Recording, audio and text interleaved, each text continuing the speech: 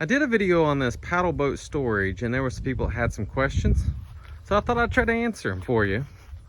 So all I have is one of those boat ramp jacks. You can get this on Amazon. I'll put a link in the video.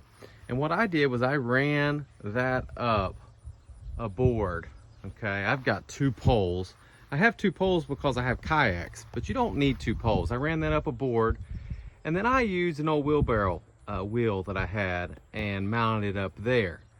You don't really have to have that probably, but you can kind of see how that is mounted. I want to come around the other side here so you can get a close-up. So there's a hook from that jack way up there, okay? So all that wood up there is just to hold the wheel. Now I ran 2 ropes down and I put a carabiner on both sides. So the other side has a carabiner too, okay?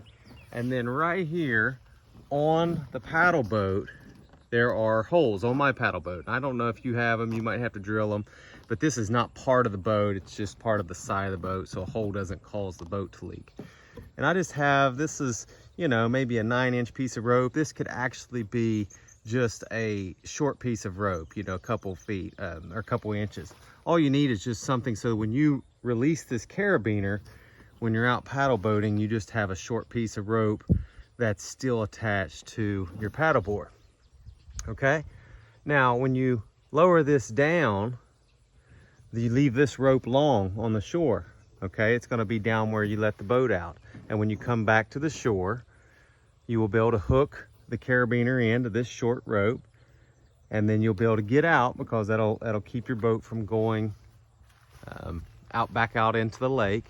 And then once you get out, you can come over here and you can crank this up. Okay,